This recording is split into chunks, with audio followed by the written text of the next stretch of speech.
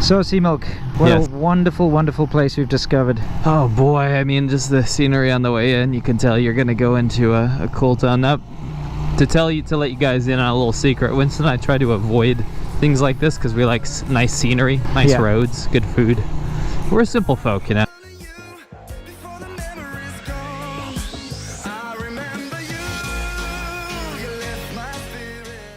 Coal. Yeah, coal. It's a dirty, dirty substance that we need to power the world, right? That's very true. But there is a big problem, and that is because the Chinese government is telling the world one thing and then doing something completely different. What a surprise. Now listen, in this episode, we actually have us riding through a coal town. So you're going to see us ride up to what we were told at the time is the largest pit mine, like coal pit mine in the world. We just looked it up. It's not anymore the largest one, and that's because they've exhausted all the coal there. But, you know, you get to see it anyway. We've got some drone footage coming up of this massive pit mine. We've got us riding there. We've got us seeing some things. So let's just jump right into it. What do you think? So we're going to be talking about how much coal China's using, why they're using so much, and why they're lying to the world about how much they're using. Yeah. We don't like to seek out open pit mines usually. Yes. However, we are always keen to see the biggest something of anything in the world, and I guess that's what we're doing right now. Yeah, turn left over here. You can smell the coal in the air. Look at these houses. This is probably where the miners live. Yeah, I'd guess right next to the mine. I guess you wouldn't want a long commute to work, you know. Yeah, there's people in little uniforms there. Wow, this is definitely a coal town. Okay, we got to turn right at this thing. Yeah, we saw big trains carrying coal, you know. Yeah, like old school trains. Yeah, big diesel electrics. Yeah. Okay, we've got to go left over this kind of railway track thing over Maybe here. we could just go over this? No, a different one. Oh, it's a different one? Yeah. This scares me. Yeah. Hope there's no trains coming. Ow. Okay, so I guess we continue on this way. Okay. Oh, I see some smokestacks. Yeah, huge smokestacks. Be honest with you, I thought the air pollution would be much worse here. Yeah, during winter it definitely will be. Yeah, when they're actually burning the coal. I guess digging the coal out maybe isn't that polluting. Yeah. Who knows? We're about to find out. We will. Wow, beautiful. It's a beautiful area. Oh man. Is it this? Well, we've arrived where we were supposed to have gone, so I don't really know. It doesn't look like there's a... I'm pretty sure we're not allowed to go in there. And no, that wasn't it. After being chased away by security guards, we eventually found our way around to the entrance to this big pit mine. They have a kind of a section for the public there, and there's this big statue of Mao looking at a piece of coal, smoking a cigarette, and having a bird shit on his head. So in order to get to the coal, they actually call this place a coal sea or coal ocean. Yeah, the coal ocean. The rock flies in the ocean to see half the coal. Yeah, apparently there's this bird around here called the rock, and they said it could only see half of the coal ocean, but apparently they didn't have drones back then. So here we have the bedrock here. And you move down, this is combustible shale, which actually can be used as a fuel source. But the real good stuff is the coal down here, which is called mei in Chinese. And apparently this coal mine, I can't wait to see it by the way, is 500 meters deep, so it's about half a kilometer deep, and then the entire area of it that they've dug out so far is about 11 square kilometers. Yeah. So it's definitely, I mean, we were speculating, but definitely the biggest open pit mine in the entire world. Didn't they say on the sign up there that they've pulled out about 780 million tons of combustible shale? Of so coal. This stuff. Isn't it coal? No, that was 200 million tons. Okay. And that was only since 1959 or 1949. Oh yeah. 1949. So, and they stopped counting on the data that we saw in 2013. So who knows how much they've pulled out since then. Yeah, it's insane. But it's kind of cool to come here because what we can see is actually the timeline of equipment that they use. So they have these tiny little bulldozers. This one's called the Red Flag next to me. And this is Chinese-made. This is the only Chinese-made bulldozer in the whole lineup. Everything else is either from Russia or from America or from Japan. Yeah, it's kind of funny because it goes First, it's the Chinese equipment. Then they cooperated with Russia, got the CCCP stuff, so from the Soviet Union. After that, they moved on to the Komatsu stuff from Japan, and the most latest technology that they have is the American stuff. So they've kind of moved on down the line to get more coal out. So it's pretty cool. And I'm actually surprised, I think you'd agree. Yeah. It's not that polluted. I bet you during winter, it'll look like the apocalypse, because that's when they have to burn all the coal for the heating and stuff around here. But for now, yeah, it's not bad at all. I mean, one thing that was super interesting on the way in was all of the kind of state provided housing around here for all the coal miners. This whole town is based on the state enterprise jobs. So that's pretty cool. Correct. We should probably go and look at the pit. Let's find out. Yeah. All right, let's see. You know, the problem with the internet these days is that every site and every service needs a damn password. This is really frustrating, and it gets difficult to remember what passwords you've used, and you end up using sort of derivatives of the same password over and over again, which is a massive security risk.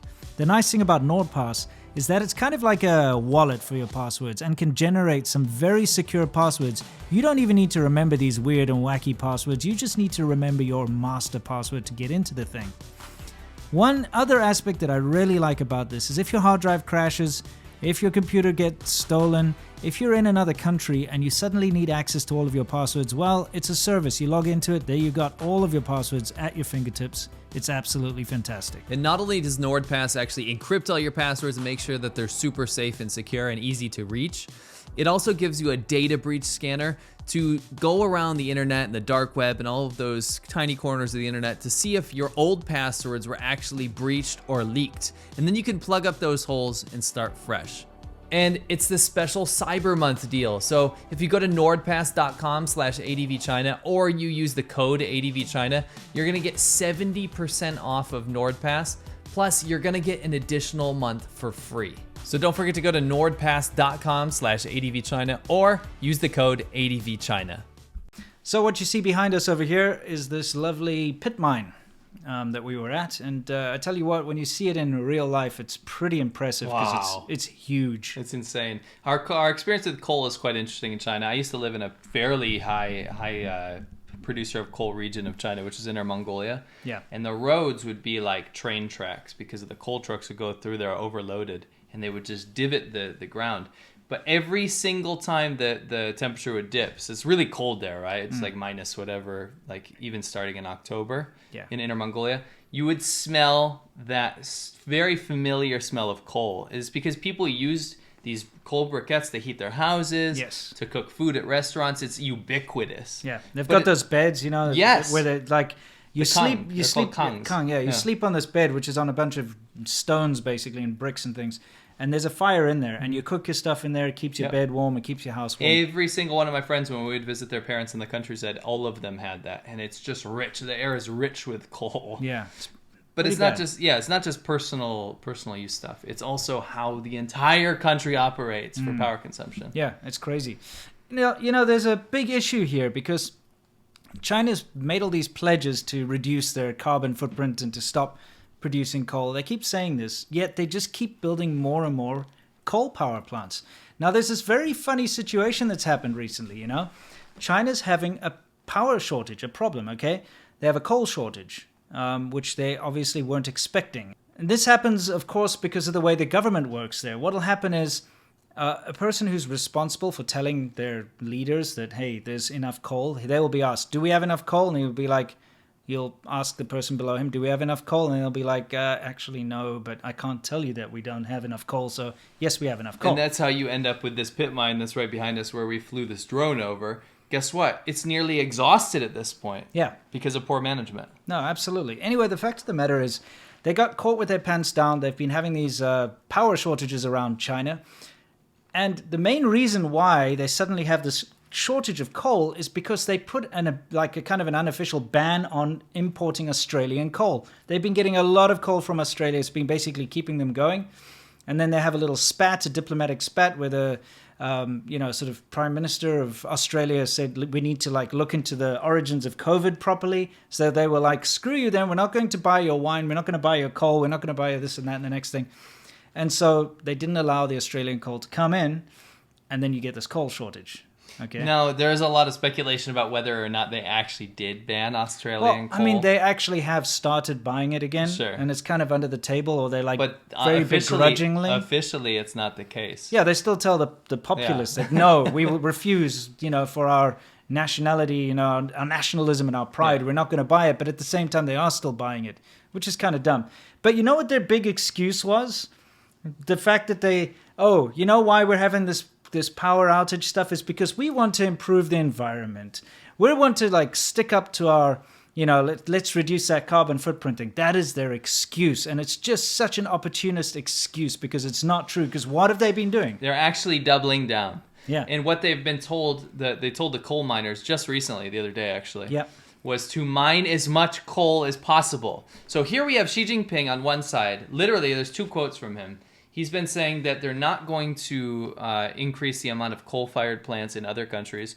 They're doing it in Africa. Oh, absolutely. Absolute lie. This is his quote. He said he expects to accelerate the global shift away from fossil fuels. And then everyone goes, yay! Yeah, wow, what a wonderful government. What a good government. And then he also says, don't worry about these power shortages too much because what we're doing is really nipping this in the bud. We need to get these CO2 emissions down on the global stage so that people can look up to China as a environmentally green-friendly country. Yeah. And again, a lot of people do buy it. They buy it. It's ridiculous. Yeah, in the same breath, Xi Jinping says, mine as much coal as possible. Yes. And let's increase the coal-fired power plants so we don't run out of electricity again. So what they're doing is they're building more coal-fired power plants in China. They're increasing it hand over fist. And, like you said, telling all of their coal miners, double down, mine as much coal as possible. So on the one hand, they're saying, look how eco-friendly we are. On the real hand, they're saying, let's keep destroying the environment in a big way. And China has a big problem with this kind of stuff. I mean, you've seen from some of our footage, you might see a bunch of windmills, right? Yeah. Then I'll have an ecological expert that will watch that clip and say, listen, those windmills shouldn't even be on that hill because they won't even be functional. And that's the way China works, is they'll do all this green tech stuff completely haphazardly, very, very half-assed. Let's build the biggest solar farm in the world, and they'll do that, but it's going to be done poorly. Right. And it's going to actually impact the environment in a bad way. In a worse rather way. than help. It's kind of like what they do with monoculture tree planting with the deserts. Yeah. They're trying to combat desertification, which is great and noble in itself. Yes. But then with monoculture, you end up taking all the water supply away from villages. And China does this time and time again. We call this the green technology lie. Yeah. You can have all the stats there to say you have the most solar, the most wind, the most hydro. You can do all this kind of stuff with dams and stuff. But the actual truth of the matter is, in practice, they're still relying almost predominantly on coal. Absolutely. The overwhelming majority, what is it, 70% of their power? I believe it's somewhere 60 to 70% of their power comes from coal-fired plants. Now, there's an argument that we get all the time from people. And I want to also nip this in the bud. Sure. The idea is that China deserves some sort of energy boom because they didn't have their industrial revolution like the West did in the past. So they get a pass. They get to have more carbon emissions or whatever because at the end of the day, well, I was going to say is, number one, China already has more carbon emissions than most countries. All developed countries combined right? Now that's an issue. But you say, okay, well, there's 1.4 billion people there. The problem is, okay, China per capita compared to Americans produce less carbon emissions if you look at their actual footprint. But does that even matter? Does the world, does the globe that's going through climate change care that per capita they're doing less? You have to also understand that there's such a huge amount of people in China that are in abject poverty. So you cannot produce carbon if you only have mud to work with, for instance. If you're a poor person living in a mud hut with no shoes and an ox, you're not producing carbon. So it's a stupid argument. In fact, if you took all the poor people that aren't actually producing anything in China or very little, and you just took the factories and the rich cities and the stuff that are producing so much carbon, you would find that the per capita is more, most probably, than the rest of the world. When it comes to the people actually producing the carbon. Yeah, like the people that using cars and factories and all that kind of stuff. Exactly. Yeah, actually, the industry. This whole per capita thing is bullshit because it doesn't matter if you've got 100 people poisoning the water versus one person poisoning the water. It doesn't matter. The people that are poisoning the water more are the ones that are the problem. And then another part of this lie, and this is probably the most important part, is where are we going, right? So all these these climate change deals are being signed. Yeah. Now, when you look at countries that are actually participating in these, China included, you would think that everyone is going in the correct direction. I feel like most developed countries, at least in the West, are not adding to their CO2 emissions. They're trying to reduce them. They are. That's part of these climate agreements. Look at the statistics. The USA has been year after year reducing its carbon footprint. I just want to throw this graphic up. Out of all these countries that we're talking about, the US is doing the most to reduce carbon emissions in terms of total output. Yes.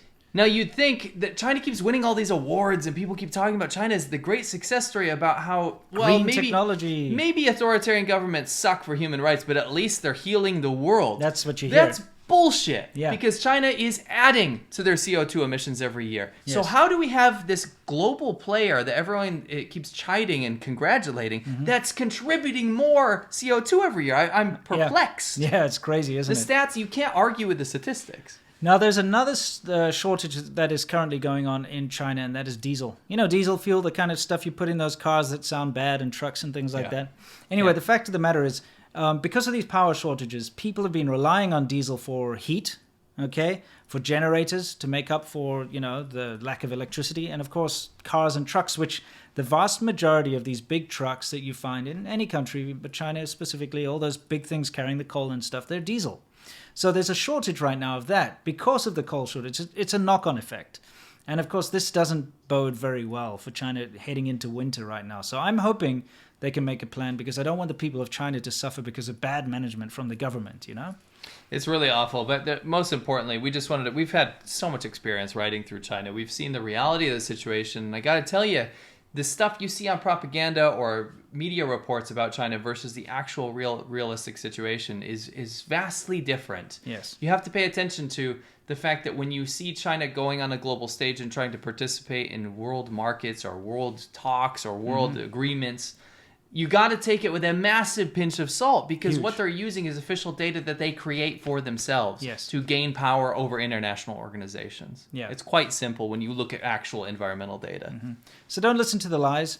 China is increasing its output of CO2, and its coal burning power plants, they're increasing them, they're building more. You can look, even their own official statistics tell you that they're planning to expand by a certain amount. They are increasing a lot, not reducing. The rest of the world is reducing, but allowing China to destroy the world at an accelerated pace. And per capita doesn't matter, because we have only one globe, and it can only take so much. So it doesn't matter how many people they have there versus how many people are here. It's about how much destruction to the environment is happening, and people have to pay close attention to that. Agreed. Yeah.